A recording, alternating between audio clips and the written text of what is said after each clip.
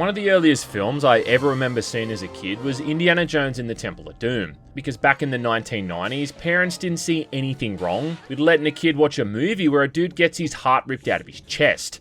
Either way, it spawned an intense fascination and love for the character, something that blossomed when I saw the other two films, along with burgeoning even further with the video game tie-ins, namely the one on the PC and the SNES. Weirdly though, despite Indy being a certified cultural icon, we haven't really had that many video games based off the character in recent years.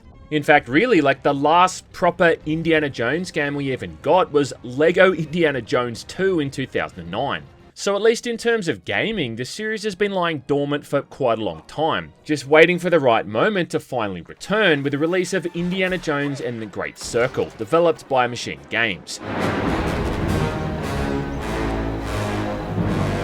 Oh, good. Why, that's very good. Yes, I like that. Indiana Jones. I always knew someday you'd come walking back through my door. Always knew someday you'd come walking back through my door. What's also special about this one, though, is that Lucasfilm have been involved in the development, with even George Lucas and Steven Spielberg apparently contributing ideas to the project as well. Really giving us, without a doubt, the best Indiana Jones game we've ever had, and probably will ever have. That's Sammy!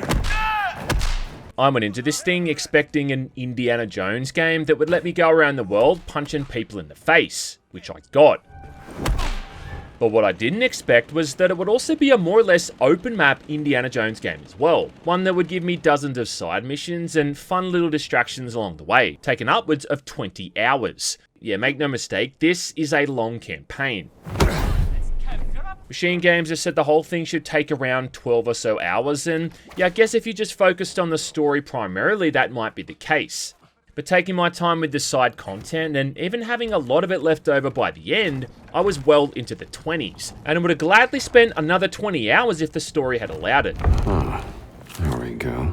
Off the back of that too, like this is a great looking game, running on the id Tech 7 engine, the same one they used in Doom Eternal, and again it seems to be pretty stable most of the time. The visual variety between each of the main locations removes that feeling of repetition that you might have got, and makes these areas seem unique. And aside from some minor stuttering here and there, overall performance was pretty damn solid, with loading times being really brisk. At one point you're checking out the literal Sistine Chapel, and then moments later you're in an underground dilapidated catacomb. So it's got all those visual slices needed for that greater Indiana Jones pie.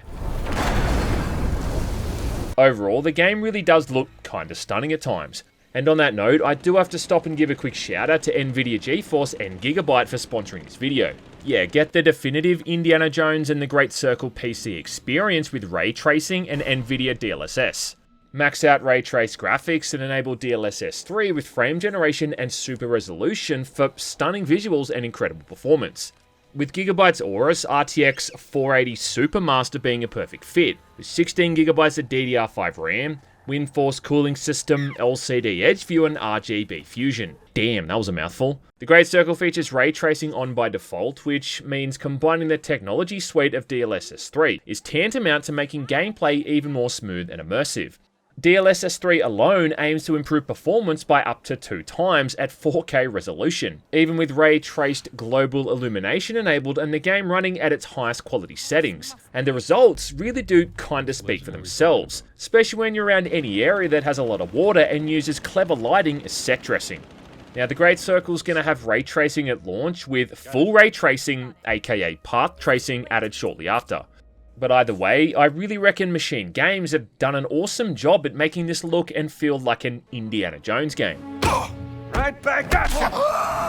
I really like how every time you load back in, the main menus change to show the last spot you were in, with it then resuming gameplay as if you're just picking things up from where you left off, which you are.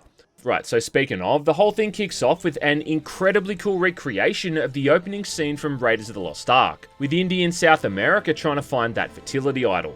This is a shot-for-shot adaptation of that memorable scene carried over into the game, designed to help the player get used to the basic controls and features, but also showing the love and attention to detail the devs have got for the source material.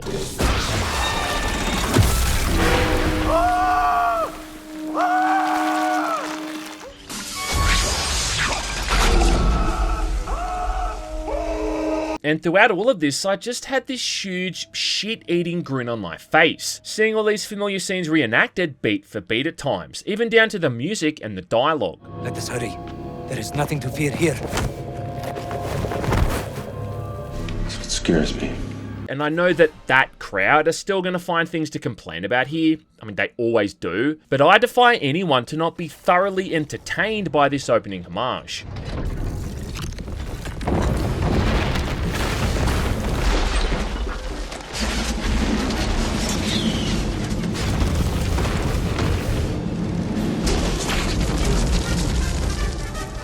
Give me the whip. Throw me the idol. No time to argue. Throw me the idol. I throw you the whip. Give me the whip. Adios, señor. And I probably would have been happy if all they did was recreate scenes from the movies, but instead they've created an entirely new plot from scratch, taking place between the events of the first and the third film. And right after this, we're at the college where Indy works, as he's woken up in the middle of the night to find that the Candyman himself, Tony Todd, has broken into the museum and is trying to steal a cat mummy artifact. Who the hell are you? After Indy gets his ass beat and regains consciousness, and much to the dismay of old mate Marcus, he then heads to the Vatican in Rome to investigate a clue from the break-in, working alongside an old priest buddy named Antonio, who lovingly refers to him as Henri. Grazie, amigo mio.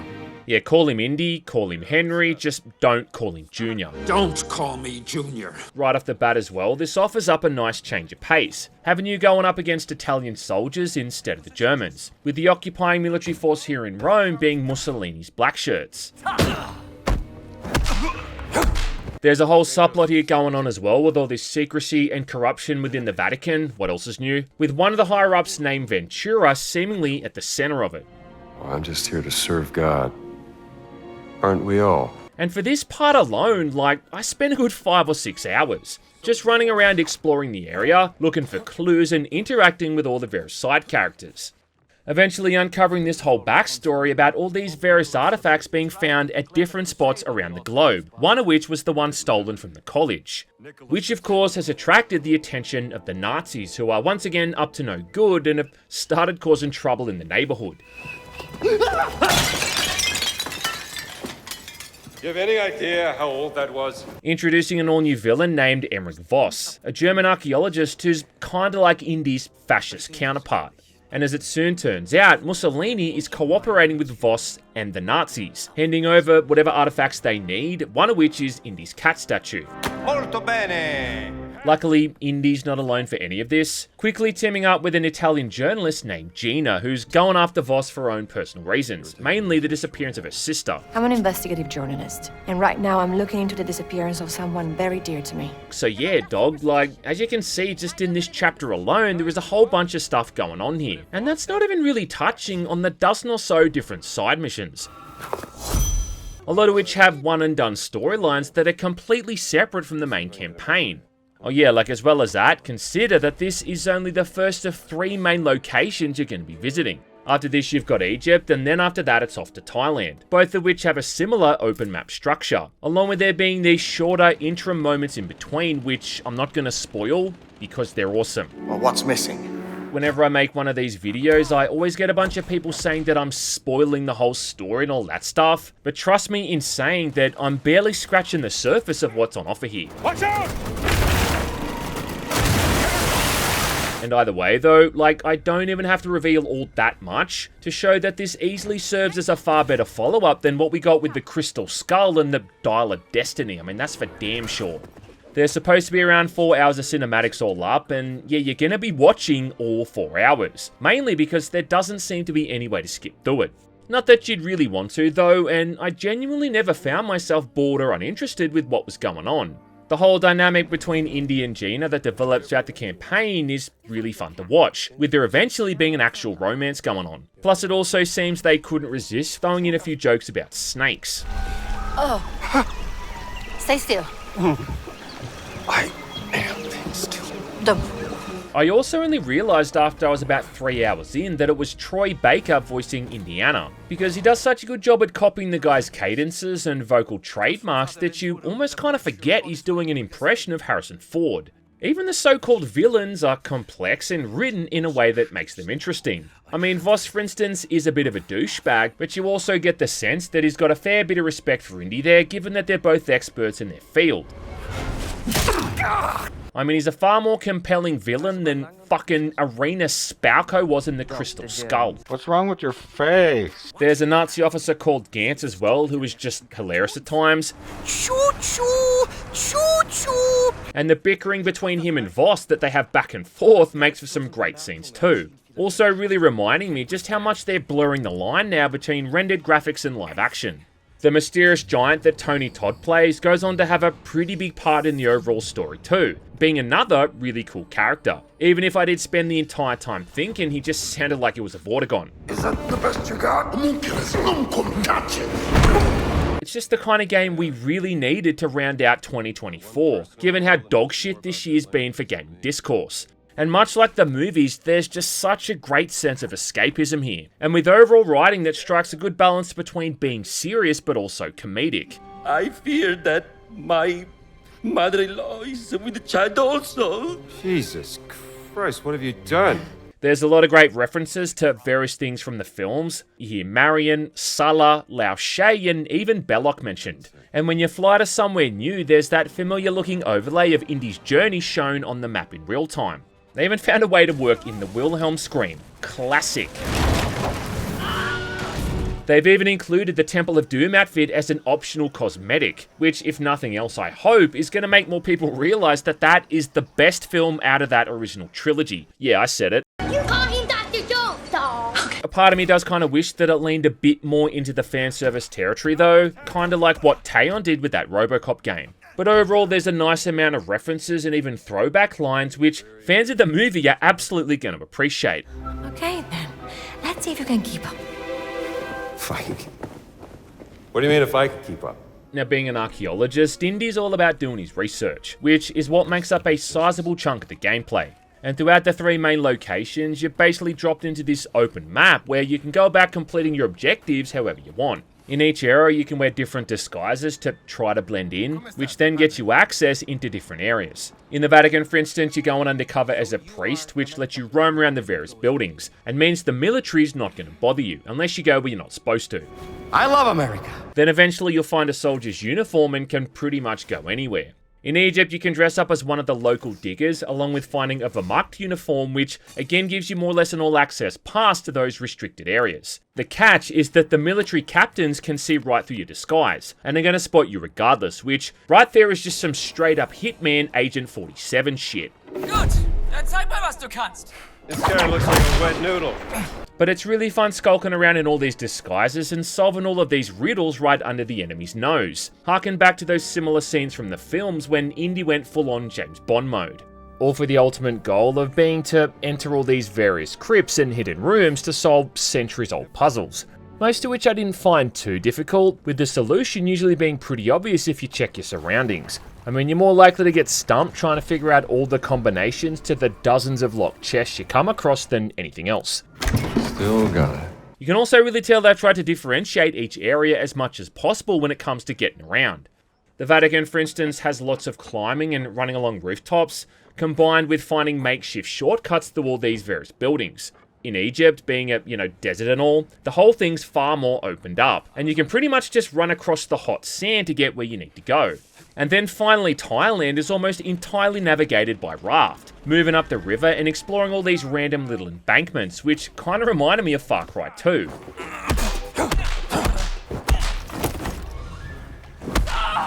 And it really pays to spend time exploring these areas, literally, because you're likely to find more items and cash, along with just earning experience points by completing all these various side missions. Early on, you'll buy a camera from an old bloke in the Vatican, and you'll be using this thing for pretty much the entire game, used to take photos of various areas of interest.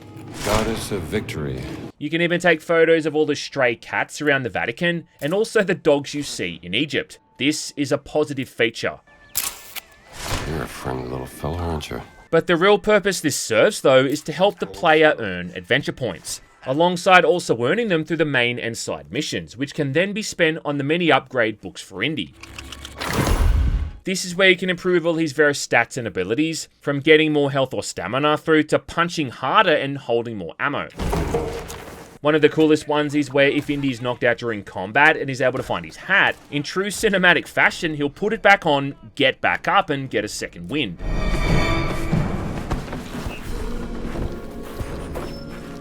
Cool. Yeah, it is cool. The catch is that a lot of these upgrades need to be found first. And considering the game becomes noticeably easier the more you have, kind of behooves you to check out all of this side content on offer. That's it.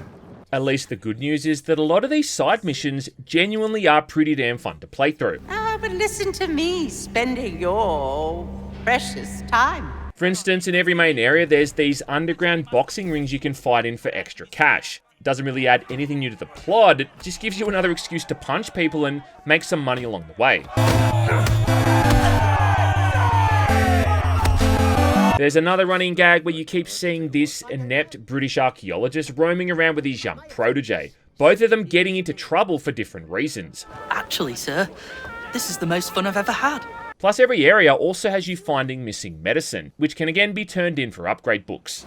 Come across some medicine, turn it in here. But it goes even deeper than that, and certain collectibles and side tasks can't even be completed until you find late game items. Like in Egypt, for instance, after you get a lighter, and in Thailand, after you get a breathing apparatus that lets you stay underwater. There's even a simple fast travel system in place here as well, so getting back and forth between all these areas is a lot quicker. It's just kind of like Machine Games wants the player to explore and interact with this world to its fullest. You know, like Indiana Jones actually would.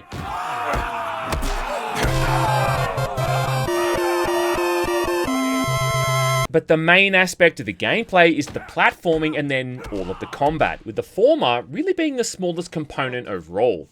Now, the platforming in this thing is more or less unfailable. You either climb up ledges and clamber along them, or use your whip to attach to certain surfaces to then swing across or pull yourself up. And I say that it's unfailable because it's usually incredibly obvious where you need to go next, due to the game having those obnoxious paint splotches to indicate where you should be heading. And at this point, it's like I can't even tell if the developers are doing this unironically. Still though, climbing around feels pretty intuitive, and Indy's got just the right amount of weight to his actions. What the? No! I'm also super happy that they made sure to include the proper whip sound effect as well, which would have been a crime to omit. The camera even shifts out to a third-person perspective during these moments too. You know, just to make sure your asshole's puckering up enough from the side of swinging over these bottomless drops. But truthfully, like, you'll be using the whip far more for combat than you will jumping around empty ruins. I want to take a pass on this. I think the best way to sum up the combat in this game is that it's the kind of thing where even when I didn't need to fight someone, I'd still run right up to them and instigate it anyway, because it truly never does get old punching someone in the face. Wise words. Now on the surface, the combat seems pretty basic, with either a light or a heavy punch combined with being able to parry and then dodge. A parry leaves an enemy wide open to a quick follow-up hit, and a dodge throws them off balance if timed correctly. It's pretty easy to get the hang of, and enemies telegraph their attacks so ahead of time that you could almost be warned about it via email and still have time to avoid it. The other option is going for stealth, where you just end up getting behind someone when they're not looking, and smacking them upside the head with a melee weapon, which will usually do them in with one hit. Off to the dreamlands. And if that's the route you want to take, well, there's no shortage of makeshift weapons here. In fact, the roster is actually pretty damn impressive, with even a shower brush able to be used as a weapon. Smash someone over the back of the head with a shovel, a hammer, or in nastier cases, a goddamn pickaxe, all of which will usually break after a few hits. Hey, young man, you got knocked the fuck out. It's the kind of thing that looks like you absolutely discombobulated somebody's shit and probably sent them back to their homeland breathing through a straw. Damn. For added insult to injury, you can also throw these things at enemies as well. Now, it is definitely easier and quicker to opt for this method, but again, like half the time I ended up just picking fights with people and facing them head on. If only because of how satisfying that punch sound effect is, which again, they've taken right out of the movies. Yeah, if you've seen the films, you know exactly the sound effect I'm talking about. The one that sounds like someone hitting a wet beef carcass with a steel pipe. I think the actual origin of the sound is someone hitting a stack of leather jackets with a baseball bat, but either way, in the game, I equate it to the sound of my throbbing erection.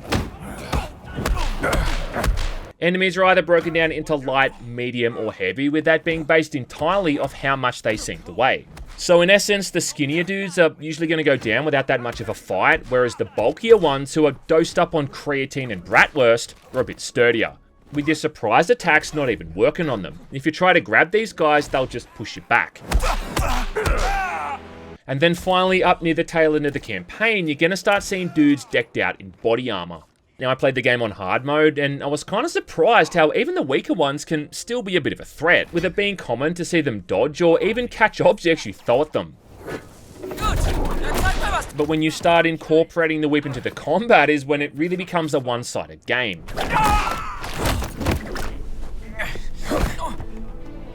So just as a basic feature, the whip can stun someone and leave them wide open for an attack, but later in the game you start coming up against soldiers armed with pistols, rifles and submachine guns, where the whip pretty much becomes an essential tool for disarming these guys to get the gun out of their hands. There's also the whip pull, where you can reel someone in to easily finish them off with the combo. But even then, like, you don't have to do that, and can easily use this mechanic to position someone to be pushed off a nearby ledge. And if games like Dishonored and Dark Messiah of Might and Magic have taught me anything, it's that pushing people off ledges and watching them ragdoll to the ground really never does get old. Yeah, boy. At one point I found an upgrade book that let me knock out an unaware enemy with the whip as well, by, I don't know, wrapping it around their neck and put them into a chokehold or something. Sit down, pal. But either way, like, it really just shows you the amount of options you've got when it comes to this thing. So while you can go around just whipping people in the dick if you really want to, this weapon has a whole heap of other uses, all integrating really well into a combat system that's much more complex than it seems. I think my favourite little detail is all the funny animations you get when people are knocked out, the way they kind of stumble back and forth as they lose consciousness and slump to the ground. Sometimes Indy will even give them like a gentle little nudge to help them find that new sleeping spot on the ground, which is a nice touch. And every now and then, after knocking someone out, he's going to shake his hand in pain. There's just like an outright sandbox approach when it comes to all of this stuff, particularly when you're going into enemy camps where you can approach all of these areas any way you want, going in guns blazing or just staying out of sight and taking everyone out one by one. Even something as simple as the game just leaving a couple of dynamite bundles laying around, you know, just in case you want to use them. Rarely is there just a single way to get through a situation, and if you take the time to look around, you'll always find a hole in a fence or an open window you can climb through. I mean, yeah, like, it is definitely janky at times, and you'll see some wonky animations and weird physics quite a bit here. The other thing I'd point out is that the variety is really lacking in terms of the enemy designs, considering all that anyone ever really does is try to punch you or hit you with a melee weapon.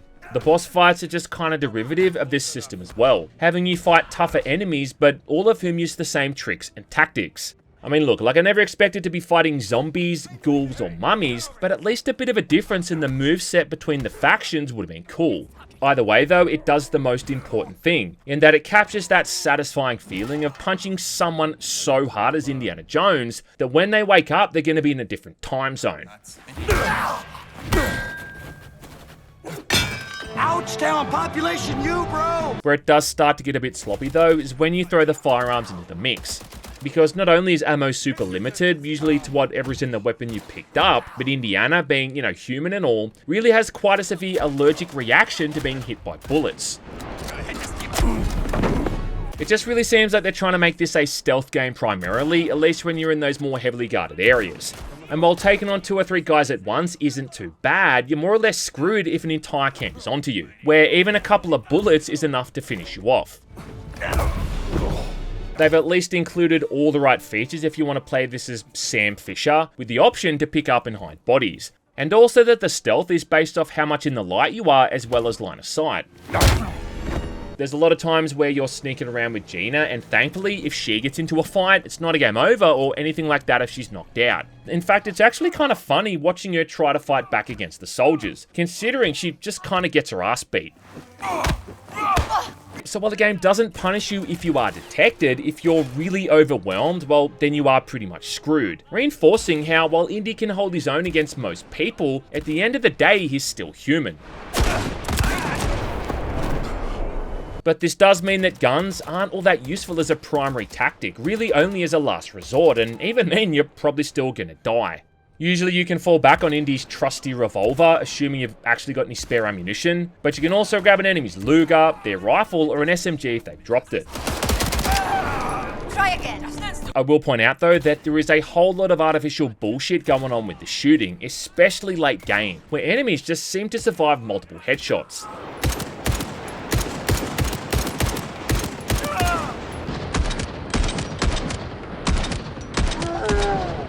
What? All of which I can only assume has been done as a way of trying to steer the player away from relying on firearms. Even the fact that you can spin the guns around and use them as a makeshift melee weapon instead. But also, like, it does make a lot of sense and fit in line with the character, considering that if you think about it, there really wasn't that much shooting in those first 3 movies anyway. I mean, in Raiders of the Lost Ark, Indy shot, like 5 people? In Temple of Doom, I don't think he shot anyone at all. And then in Last Crusade, he aimbotted those guys with the MP40, and then got that epic triple kill against the soldiers on the tank. But at one point in that movie, they even made a point of showing that it was out of ammo. So going into the Great Circle and expecting it to be Call of Duty or Wolfenstein is just kind of dumb. Which is ironic saying that, considering this was made by the same people who made the recent Wolfenstein games. Really what it all reminded me the most of was Chronicles of Riddick, just with that focus on the melee combat being front and center, and ranged weapons really taking a backseat. And yeah, guess what? Before machine games were machine games, they were Starbreeze Studios, who worked on, you guessed it, the Chronicles of Riddick. Another highly cinematic game that focused quite a lot on the dialogue, the storytelling, and the cinematics. See this? It belongs to me. And in fact, one of the directors for the Indiana Jones game even worked on it. So in a way, it's almost like they're coming full circle, pun intended. The only real main complaint I'd have about the Great Circle is the set pieces, or the lack thereof. And at least early on, the game is really devoid of any real memorable action scenes. Most of the Vatican stuff is just spent walking around in broad daylight, getting into the occasional fights with enemy soldiers, but that's about it. I mean, you do get to venture through your fair share of booby-trapped rooms, but the sequence when you finally leave Rome is almost entirely up cinematic, and most of the cool stuff you end up watching as opposed to playing. And then without spoiling anything, it's again kind of the same deal when you leave Egypt, with the action scenes in question lasting like 30 seconds. For you, violence is always the answer, yes? Just think back to all those cool scenes in the movies. Raiders had the whole truck chase, Temple of Doom had the minecart escape, and then The Last Crusade had the scene with the tank in the desert. Even that in-game opening sequence from Raiders of the Lost Ark, as cool as it is, and it is fucking cool, stops right before the bit when Indy had to escape the island when he was being chased by the natives. I will say that the Great Circle does finally get there towards the end with some really impressive set pieces, but when you compare all of this to something like the Uncharted series, which ironically wouldn't even exist without Indiana Jones, well, then the Great Circle, it just can't hold a candle. I mean, Uncharted had multiple truck chases, where you were often leaping from vehicle to vehicle, along with chasing after someone on horseback, and even fighting back against massive bulking brutes that were twice your size, all of which were inspired by scenes from the Indiana Jones films. And I mean, look, it's fine if you're going to have Indy skulking through the catacombs for an hour, looking for clues as he clears away more dust than you'd find on your mum's ass cheeks. But you need to follow up all of that stuff with like a speedboat chase, before a climactic showdown where everyone almost gets chopped to pieces by a giant propeller. You know what I'm saying? One of the puzzles in the Great Circle involves moving around beams of light to line them up on a series of symbols, and even that was something Uncharted 2 did back in like 2009. I guess that's kind of the problem you face when so much time passes before you make a new game, considering that the industry isn't really going to stop to wait for everyone to catch up. This is amazing. I'd also maybe bitch a little bit about the fact that the movie theme is barely present throughout the soundtrack, and I think it plays maybe 4 or 5 times in total throughout the entire campaign, which is a damn shame. I mean, that song is as well known as Twinkle Twinkle Little Star, and it just kind of feels like it's lacking sometimes during those heavier action scenes. Early on in the game, when Indy's reminiscing about Marion, you can hear her theme playing softly in the background, which was nice, and I just feel like it needed more stuff like that overall. I don't know, hopefully someone's able to mod that stuff back in. We all have our weaknesses. But the thing is, like, despite all of these minor issues, it doesn't really matter, because it's the license that carries this thing regardless. You're goddamn right. And I mean, at the end of the day, this is Indiana fucking Jones. You call him Dr. Jones, dog. Henry Jones Jr. That's for the vase. And I still think when all is said and done, the gameplay is fun. The story reaches the heights and lows it needs to, and it all ends on an effectively poignant note. Well, that is a novelty. But keep in mind that this story takes place in 1937, and I don't know if any of you guys are history buffs, but shortly after this, things didn't really turn out all that well for, you know, the entire world. Overall, it's some of the most fun I've had playing a video game in 2024. And I would absolutely recommend this to fans of the series and just people who like enjoying themselves in general. If I didn't have any real world responsibilities, well, I would have sat here and played through this entire thing in one sitting. Take it easy. And like I said, I would have happily spent another 20 hours visiting 3 more destinations alongside my cute little Italian journalist. Yes, it's not perfect, it's not without its faults, and people are still gonna find reasons to hate on it. But you know what? Like, I don't really give a shit. Because this game did a great job at making me feel like I was a 1930s archaeologist, swinging over cliffs and punching bad guys in the face, and that's all I ever really wanted. Now, if only Lucas and Spielberg could funnel the same creative juices they put into this one into a movie that isn't dog water, then we'd be all set.